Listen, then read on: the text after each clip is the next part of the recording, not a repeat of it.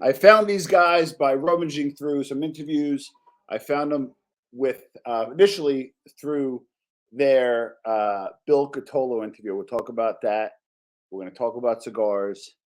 We're going to talk about the guys from the Burn Down podcast, the best podcast you never heard of until today on the Armchair MBA.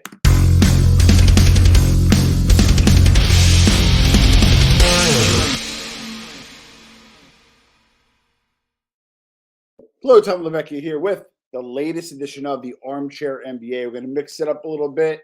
For those who don't know, I have acquired Mobsters Inc. It was announced last week. That's going to be kind of the premium mob content. Got some really big interviews coming up. We're going to cross promote. So if you're an armchair person, please subscribe to Mobsters Inc. You're going to get the premium mob content here. On the Armchair MBA, we're still going to do the business of the underworld, but we're also going to do a lot more stuff focusing around men's interest. If you haven't yet, check out the store. We got some great new custom designs. Here's my favorite, the Monopoly one, even the to-go bag. But with further ado, I'd like to introduce Eric and Justin from the Burn Down podcast. Welcome to the Armchair MBA. Gentlemen, how you doing today? Tommy boy, thank you, good sir. Appreciate it, man. We're excited. Doing very well, man. Thank you for having us. It's my pleasure. So a few things. So I try to charge my outside computer, which still may work out, but I got the Buffalo Trace. I do put it on the rocks respectfully. Hopefully, you guys won't make fun of me. Got the Elijah Craig, very yeah, he's got the Elijah. We're doing some bottle kills, so I have the Michters. We're almost at the end of it, so it's only right. We're only doing it today on the armchair. I love it. So we're talk about the podcast, but what I would first want to do is, because we don't know where people are at, right? So let's just start off with, how do you go about choosing a cigar? Let's start off with the novice. The guy smokes very rarely, wants to go to the cigar shop, not get anxiety. Let's walk through that. Either you guys are together. Take it away. Go ahead, Jess. All right. So we get asked this a lot, and it's I have a counter question. So if somebody comes in and asks, hey, what should I smoke? I don't really smoke that often. I'm looking for something. My counter question is always, all right, well, what do you typically drink? And the reason I ask that is because if a person drinks scotch, bourbon, something that's rich in flavor, that's got the smokiness, that's got the little bit of burn, their palate is probably already accustomed to some of the fuller flavors. Now, I won't necessarily start them off with a full-bodied, kick you in the face kind of cigar, but they might be X. You're like, right, or like a Padron where it's Nicaraguan Puro and it's just going to be a pepper bomb. But that gives me an idea of that they could start off, maybe medium plus, and their palate's already good with that. But if they say, I don't smoke, I don't really drink that much, I maybe drink, light beer, or I drink white wine, I'm going to start them off with mild. But general rule of thumb is, if you're a novice smoker and you're not quite sure, just start with something mild. Connecticut wrapper, Habano wrapper. Start with something mild and work your way up. Yeah, so, and for the people, like you said, the people who get like anxious or a sense of anxiety walking in a cigar lounge, you're getting intimidated. The people in the cigar lounge are the people behind the desk or behind the counter or in the humidor. Those are the people you want to ask. That's why they're there. They're there to help you. And you can just say specifically, I like X, Y, and Z. This is what I typically drink, blah, blah, blah, blah, blah. And they'll always find you the cigar that you want, and they're always willing to help. So, like my wife would always go in and buy cigars for me. And after like the first or second time, I would say, just ask the guy behind the counter. And after that, she was like, you know what? That was so much easier. Like, there was all these older men looking at me, but I went right to the counter and I just said, hey, I'm looking for my husband. He smokes cigars like this. Oliva Serie V, blah, blah, blah, blah, blah. And he's like, hey, listen, I'm going to get you these. And that's it. So don't feel intimidated. Just ask the guy behind the counter or the gal. Now, we all know it's not a hard, fast rule, but for newer people, I do believe when he said Connecticut, those are the lighter shade. This is a darker shade. I guess this would be a Maduro. So, again, I know I'm going to get shit for this from people who know cigars like you guys, but in general, a lighter shade is lighter in general, and a darker shade is heavier. We both know there's complexities and differences, exceptions. Yeah. But for the new person walking in, great. Okay, now let's go to the person that the guy. You guys know this. You get an entrance point. You start going to your local cigar shop, or you order some online. It's recommended. You kind of are into your Romeo and Juliet is 1875. You're into maybe an acid, whatever that is, right? So you have your entrance point, right? But now you're starting to define your palate, refine, and kind of define what you like. Let's kind of go to the medium level guy, the guy who smokes maybe once a month, enjoys it, but wants to expand a little bit. And we'll talk about the blueprint in a little bit, but expand a little bit. What do you say to those guys? So I would say, I would first ask, what do you typically smoke? If you're smoking once a month, a couple times a month, I would say, okay, well, what do you do? What do you smoke when you do have a cigar? Correct. And then what I'll typically do is you can get an idea based on what the cigar is. And what I mean by that is based on where the cigar is made or what's in the cigar. Yeah. So, for instance, if they smoke, they say, oh, every once in a while I smoke Padron. I love Padron. Yeah. Well, I know that Padron is a Nicaraguan Puro, and Nicaraguan leaves tend to be a little bit spicier. It's going to be more of a pepper bomb. So I might give them something that is similar to that. That's going to have some pepper. Maybe it might be a little bit milder. Maybe it might be one step up. Like, for instance, the Black Label Trading Company has a cigar called Deliverance that'll just knock you on your fucking ass. Yeah. So, you can go that route. But if they come in and say, hey, I smoke Dominican or I smoke X cigar and it's a Dominican cigar, I said, okay, well, now I know. Maybe I'll give you something that's a little bit earthier. Maybe I won't go with a Padron because that might be too peppery. So having that that basis where, all right, this is what I typically smoke. You can go off of the regions, maybe give them a blend, and you can extend there. Got it. Now, more the advanced guys. I've been doing this a while, so I would consider myself an advanced smoker. But I'll give you an example. I frequent, and my go-to place is actually a Drew Estates lounge, a Liga Privada lounge. It's one of only two. So I'm very Drew heavy, right? I like the T52s. I like the Liga 9s. Very heavy, great cigars. A little expensive side, but very good. So as a result, he should be coming on the podcast. Steve Saka's Dunbarton. I'm getting more involved with the Sin Compromiso, the Umbagad. I want to check out the Unstolen Valor. So what I'm trying to do is, like, when I kind of go horizontal, if you will, is kind of say, okay, now that I know my stuff a little bit, let me explore a little bit. What are some of the brands and some of the purveyors that are maybe a little lesser known to a guy like me? I go to Drew Estates, so I don't really get access to maybe they have my father, but maybe more the other my father line, right? Or whatever that is. Give us some of the advanced ones for guys like us that, hey Tom, have you heard of this? Try this one out. I'd say probably Plasencia. I mean, they're known. Yeah, Plasencia. They're known for full-bodied cigars, and they're really, really good. They're probably lean towards some of my favorite brands. People always ask, "What are your favorite brands? What are your favorite cigars?" And I always find myself recommending people who are experienced cigar smokers Plasencia. The Plasencia Alma Fuerte, Alma de Fuego. What's the Alma de Campo? Alma de Campo, yeah. And those Cosecha is another one. If the people who are more experienced in the cigar world, who know their palate, I usually recommend Plasencia if they haven't tried them yet. I'm going to put you guys on the spot. Give me your guilty pleasure. And I'm not talking about expensive. I'm talking about the cheapie that you still hold on to. That when Eric's not looking, Justin's not looking. I'll give you mine just to give you some context. I'm a tobacco guy, right? So, okay. Or a Java. And there's a reason for it. Once in a while, I'll head out there a little earlier. I work from home, so it's like 11 a.m. So I feel less of a degenerate if I have a coffee cigar. Not a coffee-flavored cigar, coffee-infused cigar. Big difference.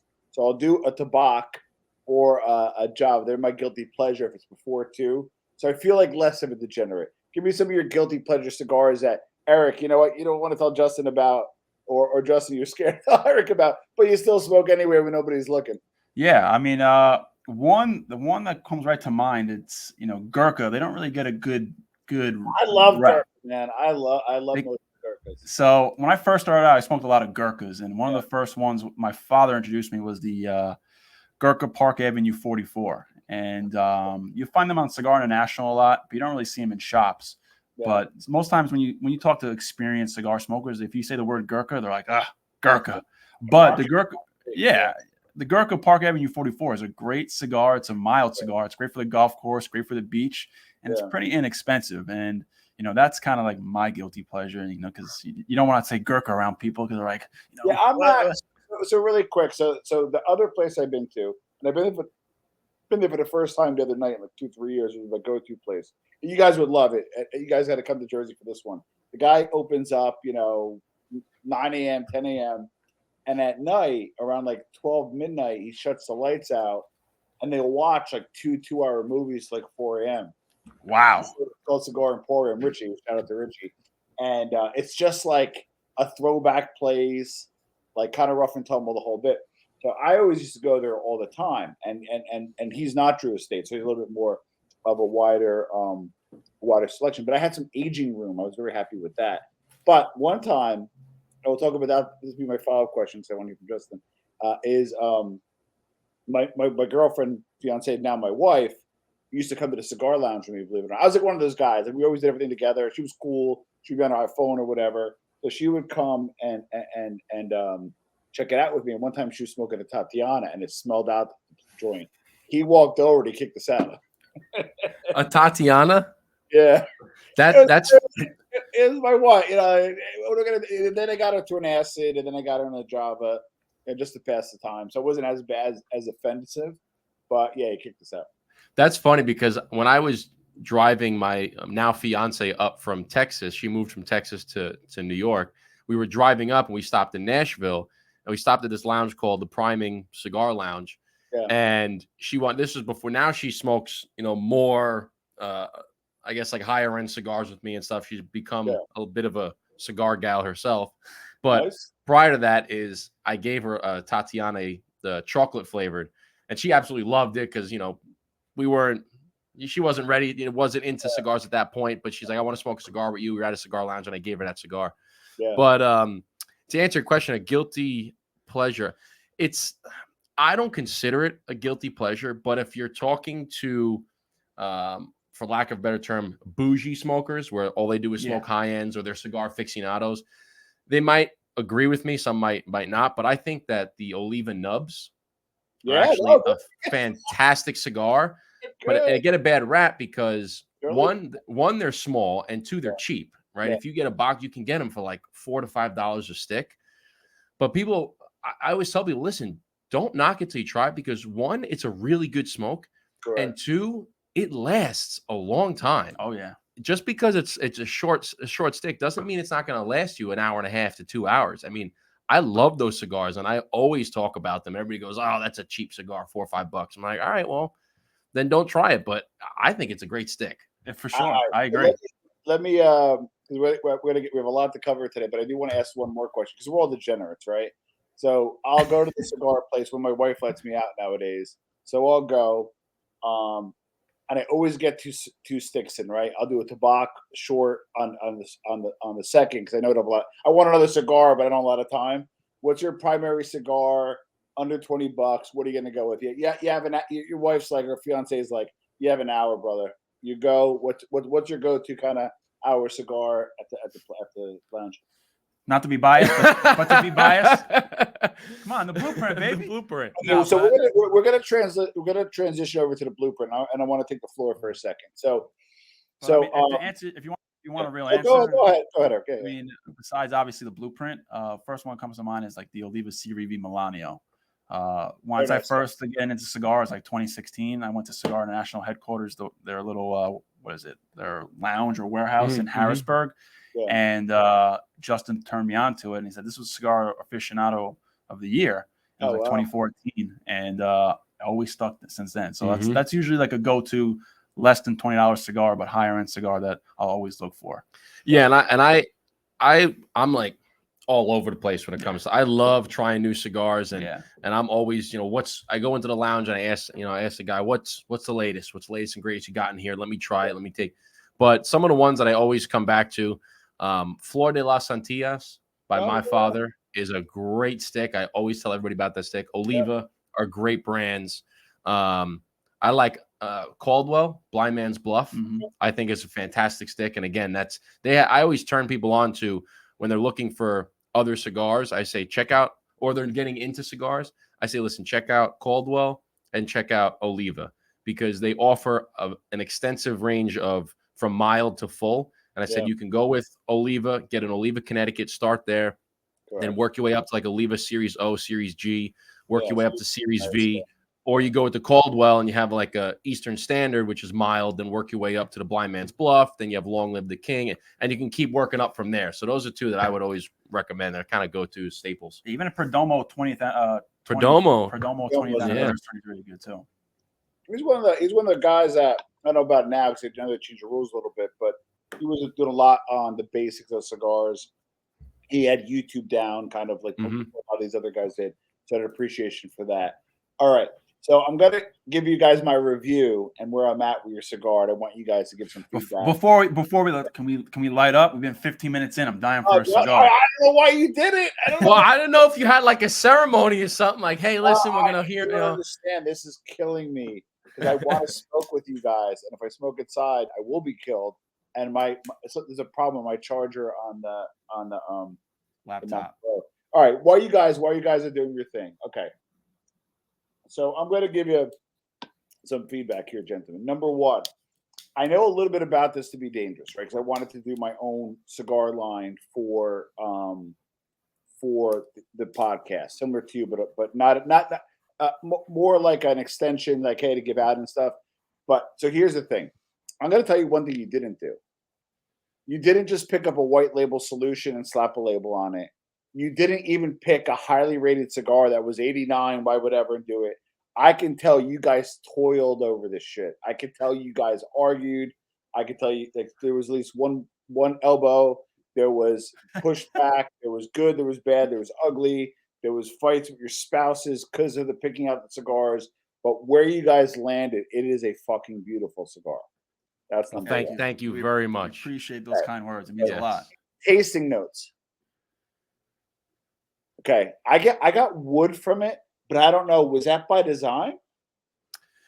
Yeah, so we had a few different cigars, like because this is the first one we're making, so we had a couple cigars that we smoked that we really enjoyed. And like, hey, we love that about this one, we love that about that cigar, and we tried to put them all together. So to have an earthy, leathery, woodsy body was one of the underlying things. We did want a little bit of pepper in there as well, because we do like some of the Padrones. We like that pepper. We didn't want it to be a pepper bomb because a lot of people, we wanted people to enjoy it, and some people don't like pepper bombs. So it was to have that. I would probably put it. I would probably put it more. It's not so much sweet like a cedar. It's more of like an oakiness. Yeah. More of an earthy woodsy, not really like because I think of sweet wood as more cedar than it is like oak, or a smoky wood would be more hickory, right? We had just kind of straight up dry wood, get the oakiness, you get the leather. Yeah, it took almost nearly 2 years to put it all together. From the taste testing to the labeling to getting the boxes ready. I mean, we went through 3 different rounds of tasting. The first round, we had 5 different samples of 5 different cigars, so 25 cigars in total. We smoked all of them. Wow. Justin, before we even started a podcast, had his own cigar rating system, so we used that to rate the cigars.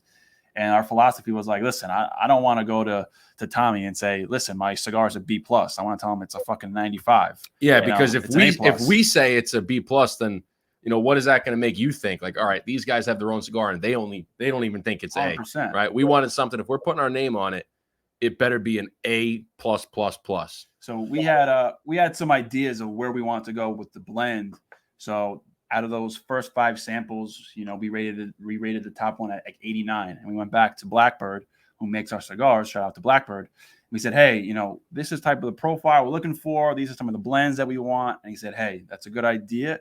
But before we do that, let me send you another batch of blends and see what you think. Yeah, he kind of like retweaked it a little bit based on our feedback. There's like another 3 different blends. And again, another 5 of the 3 blends. So another 15 cigars. Smoked all those. We liked one in particular. We gave it like a 91, I think, a little bit better than the 89. And then we said, hey, Jonas from Blackbird, we said, hey, we like this cigar, but if you can add the particular tobacco that we want, I think it'll be a home run. And the 3rd round, that's what he did. And as soon as we lit it up and started smoking it, we're like, we hit gold. This is it. We looked at each other. We were like a third of the way in, but we didn't want to, give it the stamp of approval until we finished it. but we were a third of the way in. We were looking at the ash. We're kind of smoking. We looked at each other, and we kind of gave ourselves a little nod. And then we got, halfway through it, and we gave another look, and we're like, "This is fucking it." I'm like, I think this is it, man. And then after we finish it, we just like, yep, that's the well, one. there's so I don't know if he's on as much. A guy named Ron Real. Did you ever catch any of his shows? Yes, I haven't. Why does he sound familiar? He Yes, sounds he familiar. does sound familiar. I've seen his YouTube. Yeah. Yeah, he's not that big, but I'm not saying it's a lot, but maybe 9,000 subs. Was doing a lot of tasting content, and then he kind of stopped for some reason. I don't know why. I think the algorithm changed. I don't know what the reason. I actually wanted to reach out to him. But one thing I learned from him, which you were one of the first cigars for me to check out, I thought of the cigars in terms of thirds. The taste profile for the first third, the second third, the third, right? And so I'll get to that in a second. So a guy that I was with, Jason, he comes on the show every so often. I know I'm not, again, I know I'm not supposed to. I'm an Asher. I'm an Asher. I know you're not supposed to, but I'm an Asher, right? But he's not. And this had like a 3-inch ash. I said, wow, these guys are not fucking around. So that number one was good. I loved the first third. The second third was okay. And then the third got me back. Here's where I land on this. Okay. And this is the only way I can explain it. I got to say this before my wife comes home. This is the hot ex-girlfriend. Like, this is like you can't be with, but like you think about once in a while. That's his fucking cigar. I like that. That's gonna be a new slogan. The blueprint. The hot ex-girlfriend you always wanted. I like it. Real well with the current, but yeah. But that's where I landed, and then I kind of was like, okay, where would it go in the rotation? Because I'm not afraid. But I'm respectful. If I go to my lounge with this, I'll pay the $10. Or if I have a relationship, I'll go and buy 1 or 2 sticks. I don't bring outside cigars in, but I'm comfortable enough bringing this in. And here's what I like about this: this doubles back. This can be I call the blocking and tackling cigar in Oliva.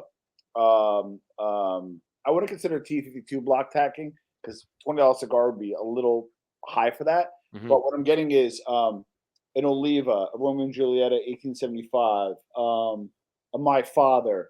Like, this is a blocking tacking cigar, but this is also, well, I have 3 types of cigars: the blocking tackling, which is your everyday. The second is the pensive cigar, when you're by yourself for that hour and you're just thinking. That has to be a special cigar, because it has to pair with not just what you're drinking, but what you're thinking. And then the third is, I love this as a special occasion cigar too, which very rarely, as you guys know, if I came to you and said, hey, give me these 3 cigars types, you probably would pull out 3 different cigars. I think you can pull off all 3 with those. Well, that's amazing. Thank you. Well, thank you. I like what you said about a pensive cigar, how it doesn't only pair with what you're drinking, but what you're thinking. Correct. I've never heard somebody say that, but or I've heard people talk about that idea, but I haven't heard it put in that way. Yeah. And I love that, because I might steal that from you, because I always talk about it depends on, we go back to people, giving people what they a recommendation for a cigar. And I said, well, kind of what are you drinking? What are you eating? What are you doing? Right. If you're golfing, I'm not going to give you, a Opus X, right? Correct. Because you're not going to sit back. You're not really going to enjoy it. You're going to be so it's one of those where you just want something that you're going to smoke. It's not going to be too expensive, right? You're not going to be thinking about too much of it, but you go back to okay, I'm sitting by myself, I'm having a glass of bourbon, or I'm having a cup of coffee, and I'm going to be sitting in my backyard listening to the birds or listening to some, 40s or 50s jazz. Yeah. You want to, it's got to be something that's going to pair well with what you're thinking. So I love the way that you put that. And we really thought about that when we were making this cigar. Like Eric had said, I put together 10 categories, and we rated each category. We smoked a cigar and we gave each category 10 points, and then we added them up, and that's how we got our score out of 100. And, the categories were, what does it look like? Like, what is the overall look and feel of the cigar? It's tight and it's light, and it's not oily in a good way. Right. Yeah. Just right. It's just right. Just right. We talked about the smell. How does it smell? We talked about the size. It had to fit exactly what we were looking for, and that was pretty easy because it's a 5x54. Yeah. My favorite thing is the smoke output. You see how the smoke comes out Yeah, on the top? Yep. That is- Smoke output was one. That's my listen, favorite you thing. guys know this. You'll get there. You'll get there. My only big criticism is because it is as a solid burn. So this was an hour cigar for a shorter cigar. I wouldn't mind a little longer cigar, but that was the only criticism. That's not a bad thing. That's not. Yeah. That's not. That's just a personal That's an preference. adjustment, yeah. Yep. It's personal preference. Correct. So we had to do it quickly. We had the look, the size, the smell, the cold draw. Then we had the burn, right? The burn or the ash, which was the construction of it. We had the first third, the second third, the third third. Then we had the smoke output. We always wanted to make sure you got a nice cloud of smoke, and then the finish. And how did it sit on the back of your tongue? So now we had those 10 categories, and we rated all out of 10. We got our score of 100. So we definitely took into account how it was constructed. So we got the ash and then those thirds that you talked about. So shit. So okay. So I'm gonna put a link. It's a Blueprint cigar. I recommend it. I didn't even ask it for freebies, so I bought it on my own, reviewed it because I wanted to really kind of have a good experience. I have 5 of them. I have like 1 left, basically. So I'm gonna order some more. But so tell us about the podcast. So you got the podcast.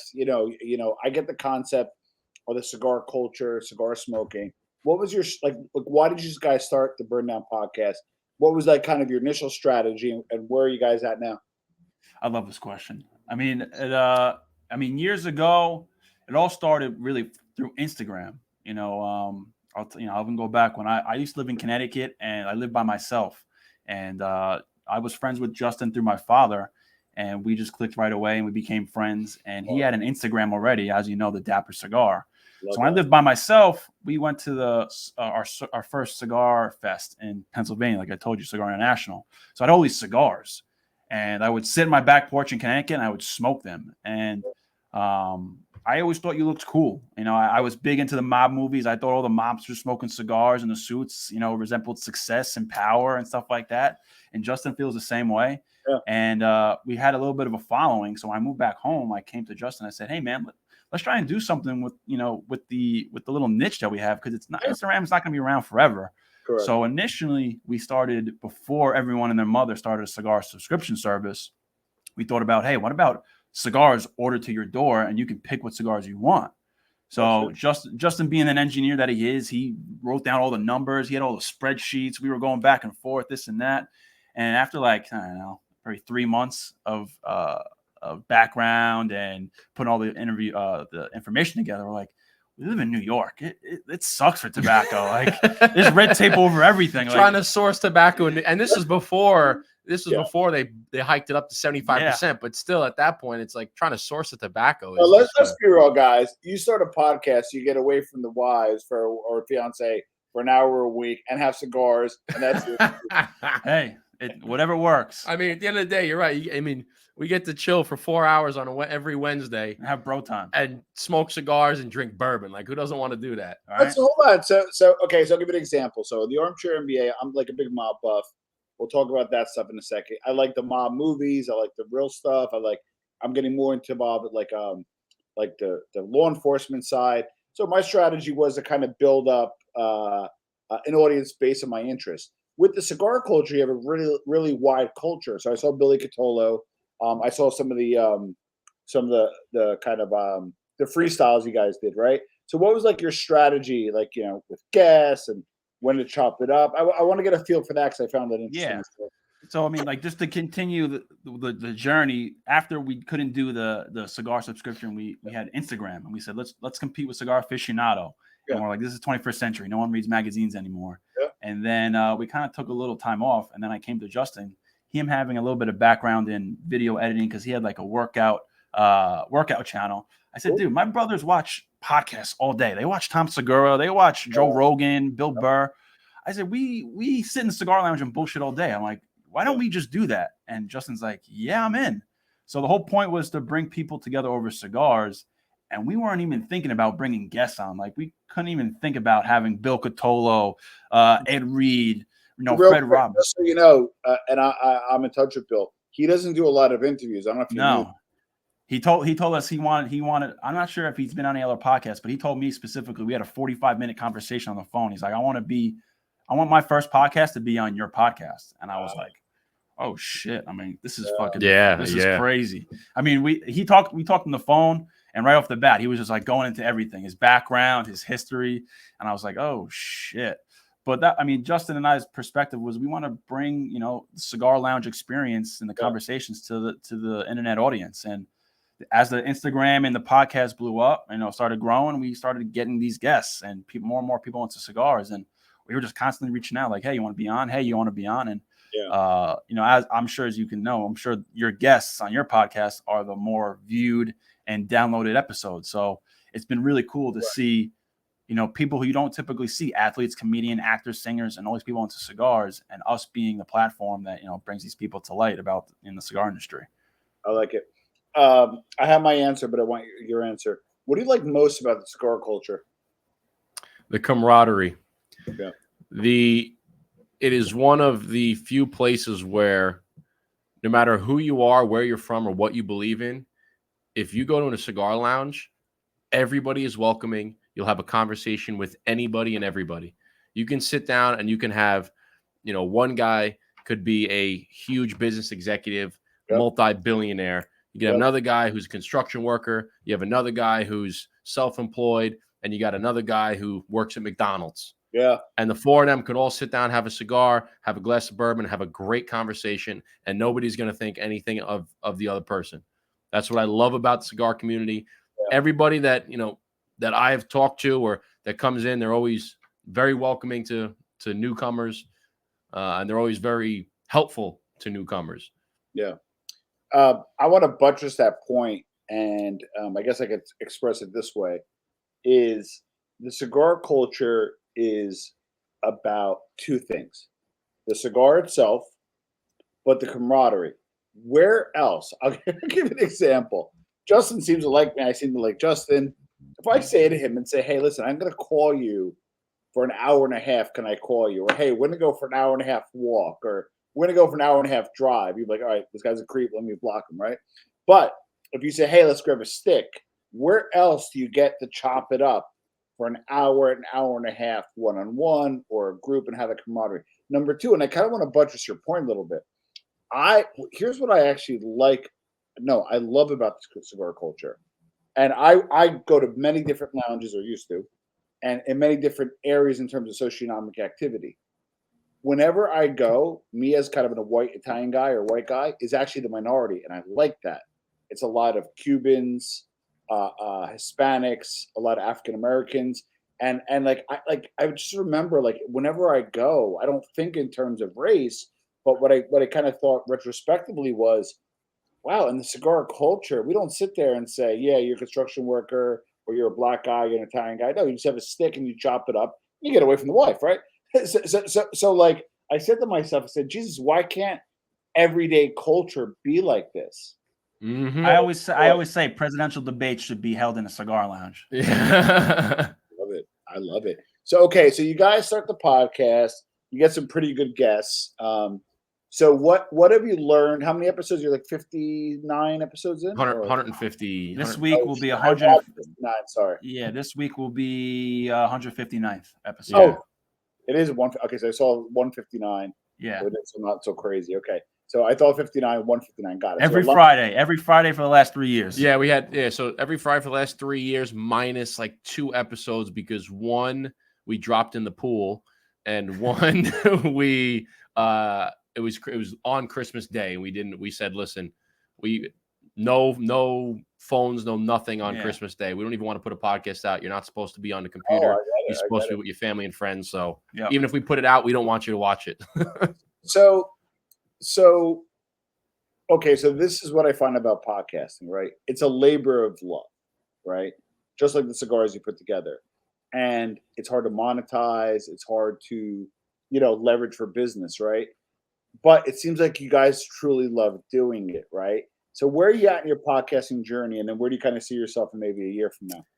I mean, man, this past year alone has been tremendous with growth. Mm-hmm. Oh, yeah. we doubled, this time last year, we just hit 1,000 subscribers. We're already doubled that this year. Both of our Instagram accounts, we both hit 10,000 around a little, in the summertime. Oh, your Instagram accounts are strong. Yeah. And they, Justin even quadrupled that. I doubled it. I mean, the amount of downloads we used to get this time last year, maybe 1,800 to 2,000 downloads. And now we're almost at 5,000 a month. It's I think we just hit 50,000 total downloads. And I think a lot of it has been due to the Instagram Reels. Like when they first came out, we were just immersed ourselves in it and we just started doing it. And we'll get DMs and comments all the time mentioning, "Hey, I'm watching or listening to your podcast because of your Reels." Oh no,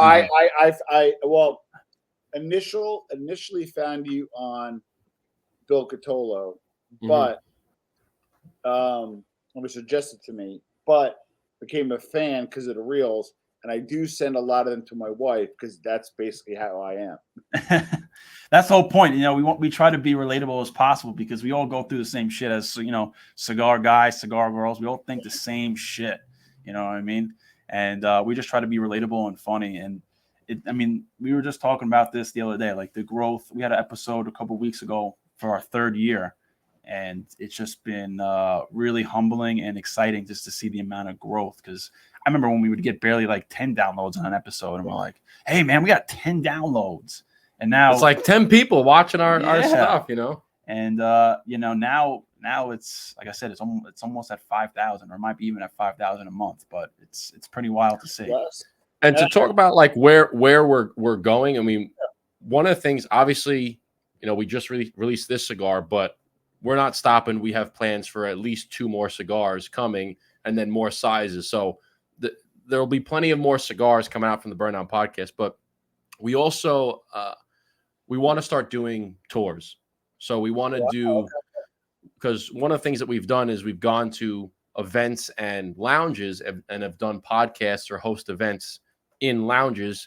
They'll contact, "Hey, we're doing this lounge. We're doing this event. We'd love for you to come down and be guests and host." And we, make an appearance, and it's great. So we want to do some tours and try to put some tours together. Start, East Coast, maybe do a few lounges in Connecticut, Long Island, down to Jersey, maybe Baltimore, and do a few lounges, and then ultimately branch out and travel United States, where we can say, "Hey, listen, we're going to put together all these dates. We'll be at all of these places at these dates. We're going to be doing episodes. Come hang out with us, do a meet and greet, have a cigar with us." And so that's kind of one of the things that we're talking about for the future. So adding cigars and then going on tour with the podcast. I just turned the air conditioner on. Can you hear it? Is it loud? Yeah, it's perfectly fine. All right, good. Yeah, that's why I took my jacket off, so we're in our in my pool house. We converted it to our little studio / man cave, and when we film, we don't put the AC on because you get a lot of the background noise. I saw the jacket coming off. I saw the sun beating. All good. So I was just like, "All right, I'm taking the freaking jacket. It's kind of hot in here." I needed it. Don't worry. Okay. So I like that. Now, Eric said something interesting in one of the episodes. So it's a long story, but so I had a podcast, New Theory podcast, business people, entrepreneurs, similar like you guys, very heavy on audio. It did okay, and it built up for a while. Got some big names on there. And then I hooked up with the mob guy. We had a good run. And then we kind of disbanded. So I kind of went on my own. But I kept a lot of the audience. I grew the audience, right? And people love the mob stuff. So that's why I do it. I love to do it as well, right? But I kind of got into a space where there's a lot of fucking trolls. It's at a hand. Oh yeah. No, but hold on. Here's where I'm scratching my head. You guys appear to be, I could be wrong, like 2 well-adjusted cigar guys having a good time. Eric made it a point to say, "Hey, I think you brought up trolls like once or twice. What do they troll you on? Walk me through that." Dude, you would not believe. So there was one reel that, well, first off, they troll us on, they just say like, "Oh, good luck with, cancer in 20 years. I hope you die." I'm like, I go, "Really, dude? I'm always a believer. If you don't have something nice to say, then don't say it at all. Okay. Correct. What are you doing? You're probably, you're sitting in a basement somewhere, eating Cheetos, and you're fucking, commenting on our thing. Like you come across and you feel the need."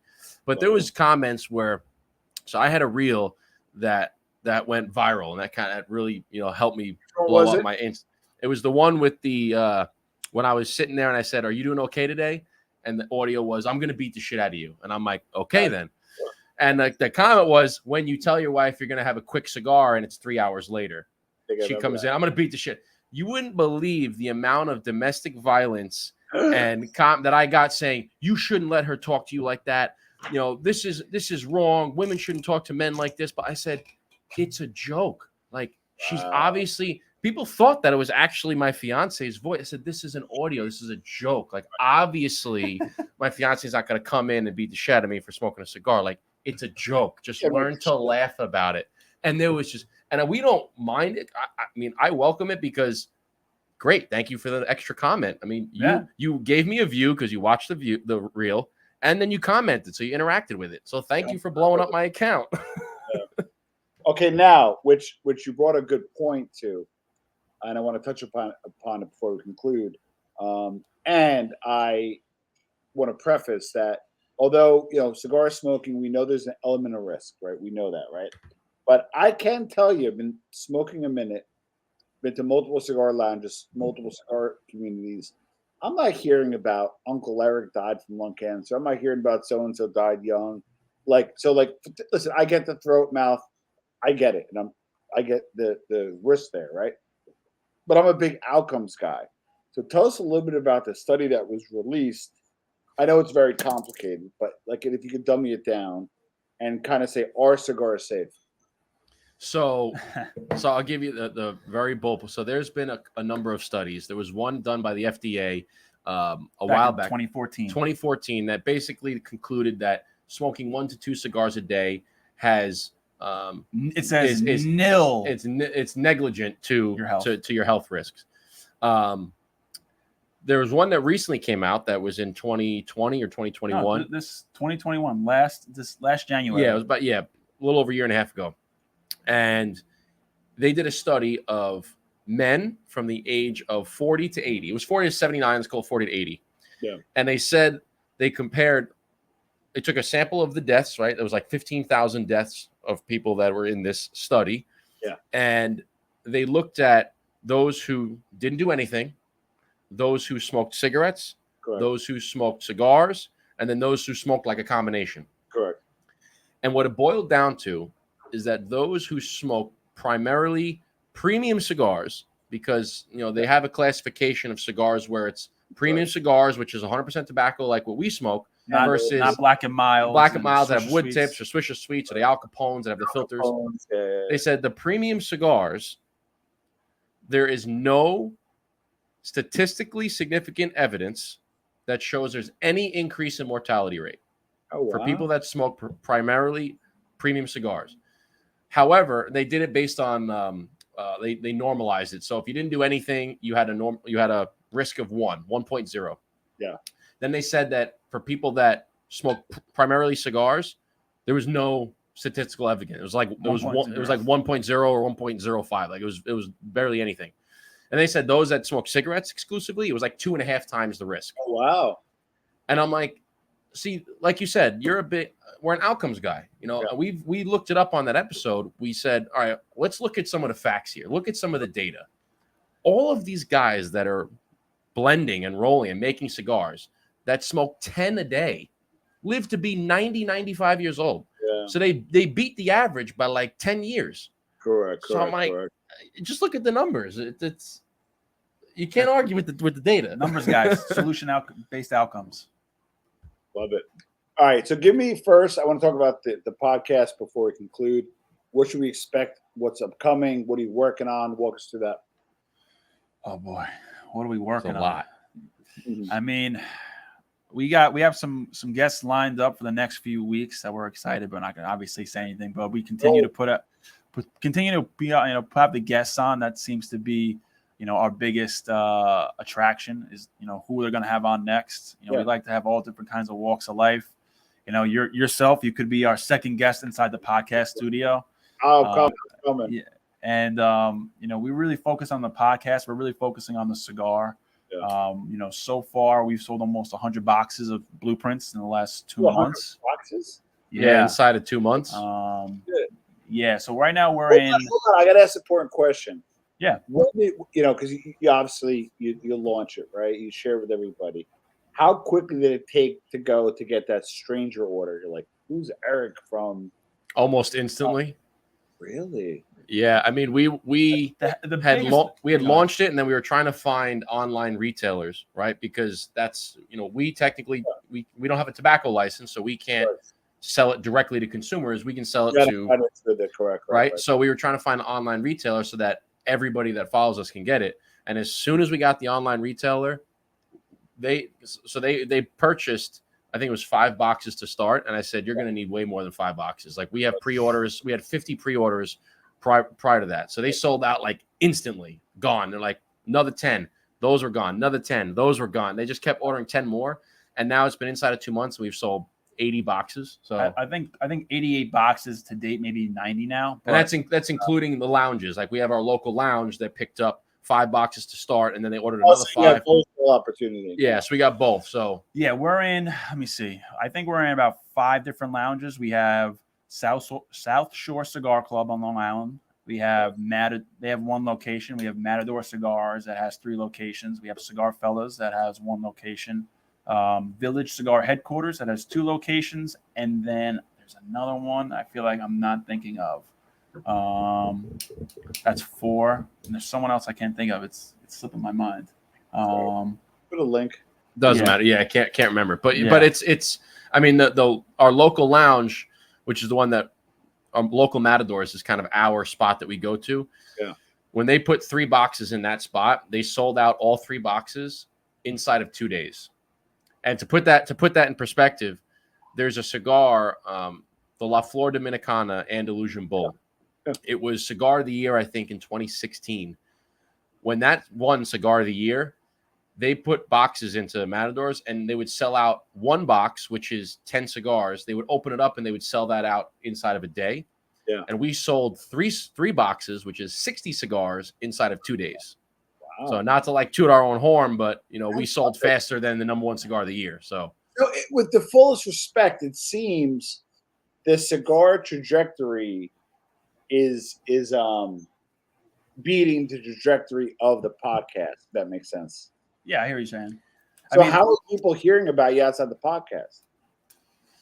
Word. I mean, at this point, it's just word of mouth. I mean, we just post media. about it on social media. We talk about it every day on the podcast or every episode, and then all of the people. It's pretty much the fans, like you guys, that smoke it and love it, and mention it to somebody. So we can't do it without you guys. We appreciate you guys for trying it, for supporting us by buying it, and then for telling people. I mean, yeah, I mean, luckily we've been doing the podcast for 3 years, so we've had somewhat of a following that helped build a little bit of a brand for ourselves. So it's a little bit easier as opposed to just coming straight out the gate with no brand and no nothing, saying, "Hey, I have a cigar, buy it," and no one knows who you are. So it gave us a little bit of credibility. And we talked about it for a while. We were talking about it for a solid year, saying, because we were just waiting for it to. We pretty much had it done in the last 6 months. There was a lot of supply issues. We were waiting for wood from our manufacturer to make our boxes. So there was a bunch of holidays because it's made in Dominican Republic, although it's a blend of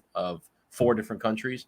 Yeah. So we were kind of waiting for that. So we were just building it up and building it up and building it. And then finally, when we dropped it, everybody was like, "All right, I got to pick it up." Yeah, it's pretty humbling, and it's cool to see something that you blood, sweat, and tears you created that you can actually. How long I've been waiting to be at a party and someone says, "What are you smoking?" I'm going, I'm smoking my cigar. I've been waiting forever to say that. And I'll be honest, when we got the first boxes, because we got them right before we went on my bachelor party. Yeah. And we got the boxes, and I opened it up, and I was on like the verge of tears. Yeah, looking at it because it took so long, and it's something you're so passionate about. And when you open it up, and you're like, "Wow!" Like this. So he hadn't seen it yet, and I brought it with me because we all met at this house that we rented, and I brought it with me, and I showed it to him, and he looking at it too, and he was just speechless. He goes, "I don't even know what to say. It's just it's so beautiful. It's just a culmination of 2 years of hard work to finally have it and have something in your hands, and you could see all the." Yeah. It's a beautiful thing. If you were to tell us when we first started a podcast, and by year 3 you'll have your own cigar and you'll sell almost 100 boxes the first couple months, I would have been like, "Dude, you're smoking crack. Like, just take a step back." But it's crazy. That's awesome. And in terms of the podcast, so obviously you guys are on YouTube, but you're also on iTunes and all. Yeah, we're everywhere. Amazon, Spotify, iHeartRadio. Yeah, pretty much all the major streaming platforms. So who's a bigger pain in the ass? YouTube.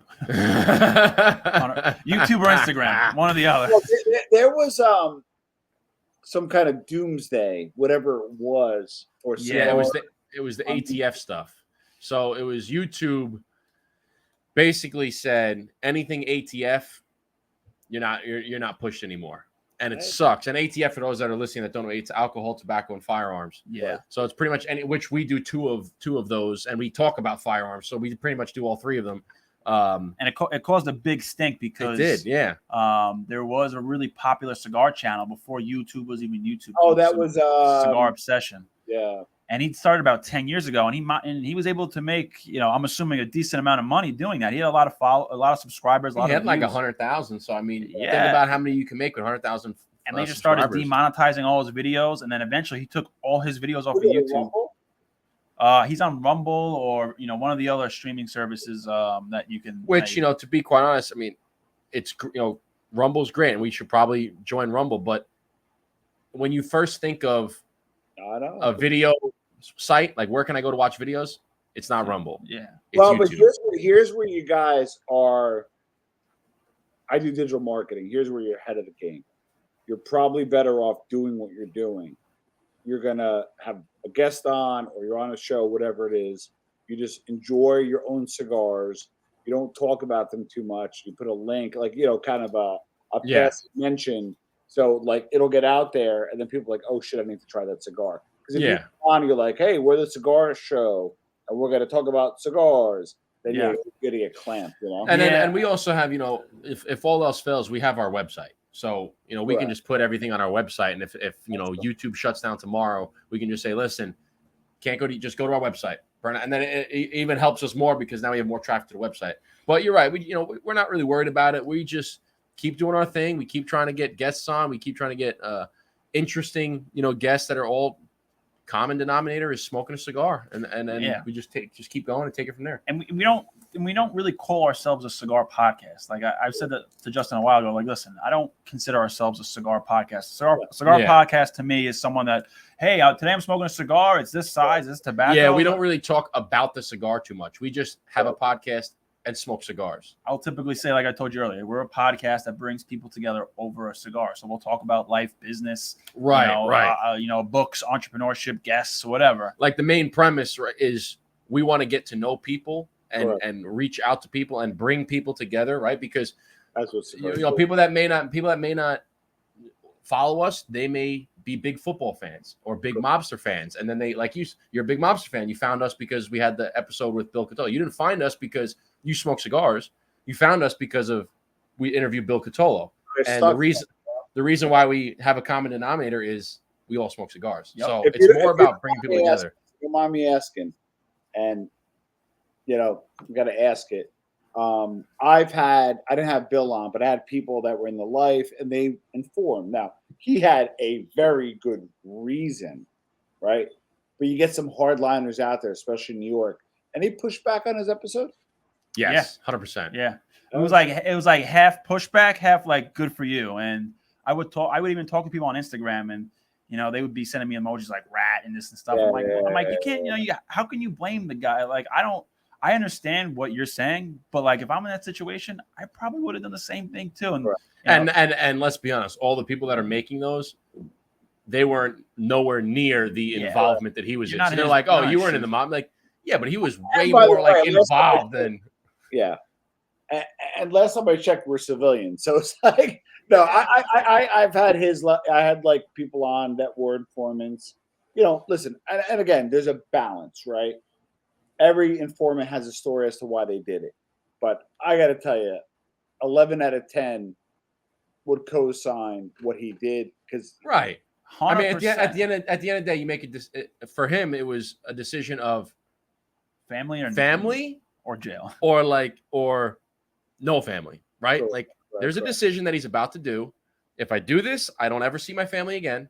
If I don't, I get to see my family. So it's like, what would you pick, right? And he's a big cigar guy. He And smokes yeah. blueprints. He smokes He blueprints. does. For He loves sure. it. Oh, he likes blueprint as well. Yes, he Yeah, does. he bought a couple boxes. He posted a picture the other day of him smoking a blueprint. I love it. Yeah, he was a really cool guy. I really enjoyed talking to him. That's awesome. All right, so we're gonna wrap up, guys. We'll give you guys a final thought. How can we find you? How can we find the cigar? Sure. Justin, that's your spiel. All right, so you can check us out on burnoutpodcast.com. That is our website. You have all of the information there. You can watch the videos. You can listen to the show. You can buy the Blueprint cigar.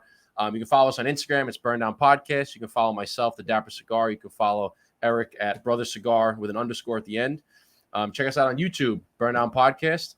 And whatever streaming platform you like to listen to your podcasts on, Spotify, Apple Podcasts, iHeartRadio, Amazon. We're all there. Burnout Podcast. Check us out. We love you guys. As well as the website, we have a membership program too as well. So what the membership gets you, it's $5 a month. You get entered into monthly giveaways every single month. We give away cigars, spirits, cigar accessories, whatever. Then you also get exclusive discounts to the Blueprint cigar. We work with Nova Cigar, cigarandpipes.com, Revive Vinyl, Kansas Clean Distillery, and Cigar. I always forget the other guys. Unicorn Hunters Club. Unicorn Hunters Club. I'm gonna reward the people that had to sit through our nonsense for the last 15 minutes, right? Drop the word Blueprint, one word below Blueprint. I'm gonna pick one person out who does it. Don't give it away, because if you're like Blueprint, pick me. Just drop the word Blueprint below, and I will send you, state laws permitting and every other disclosure possible on me. I'm going to send you a box of blueprints. So, gentlemen, wow, it's been. Oh no, I believe. Appreciate that. Thank you so much. I might do that myself. Can I enter? Drop the link. Listen, I believe in what you're doing. I'm big on entrepreneurship. I'm big on camaraderie. I'm big on just what you guys are doing. I'm like on a little bit of a kick of working with and respectfully smaller channels to try to, because when I was a smaller channel, I had guys kind of pull me up. I want to do the same. And guys, thank you for being on the Armchair MBA. Hey man, we'll have you on in a couple of weeks, couple of months, whenever you can make it out to Long Island. We'd love to have you. Tom, appreciate it. Thank you very much. Appreciate you.